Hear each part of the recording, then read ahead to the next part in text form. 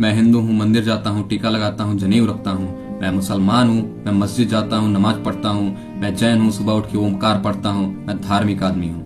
आपने कभी ख्याल भी नहीं किया होगा कि आप पक्ष में खड़े हो गए, आप किसी एक के पक्ष में खड़े हो गए और आप धार्मिक नहीं रह गए, आप अधार्मिक हैं।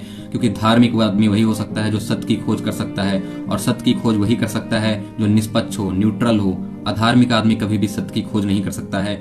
हम बच्चे के पैदा होते ही जबरदस्ती उसके दिमाग में जहर घोलने की कोशिश करते हैं, जबरदस्ती घुसेड़ते हैं कि वो हिंदू है, वो मुसलमान है, वो ईसाई है, कि वो जैन है। हम बच्चे को सोचने का मौका नहीं देते हैं, क्योंकि हमें डर है कि अगर वो बड़ा हो गया, उसको बुद्धि आ गई और उसने इनकार कर दिया कि मैं हिंदू नहीं बनता, मैं मुस्लिम नहीं बनता, मैं जैन नहीं बनता, तो क्या होगा। इसीलिए हम निर्बोध बच्चों के साथ, जिनको अभी बुद्धि भी नहीं आई है, जिनको अभी तार्किक क्षमता उनके अंदर नहीं, हम जबरदस्ती उन निर्बोध बच्चों के साथ पिछले 10,000 सालों से उनका शोषण करते चले आ रहे हैं। उनके साथ हम जबरदस्ती करते चले आ रहे हैं। उनके पैदा होते हम उनके गले में घंटी या फिर फांसी डाल देते हैं कि वो हिंदू है, वो मुस्लिम है। हम उन्हें मौका नहीं देते उन्हें जानने का, समझने का कि वो क्या है क्या नहीं।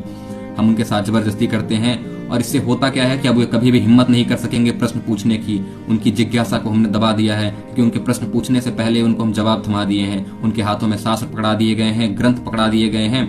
अब उनकी जिज्ञासा कभी भी जाग नहीं सकती है, क्योंकि अगर उनकी जिज्ञासा जागेगी तो उससे पहले उनके जवाब हम पकड़ा दिए हैं। उनके हाथों में हमने उनका गला घोट दिया है, जबरदस्ती उनके साथ करके, उन निर्बोध बालक, उन बच्चों के साथ।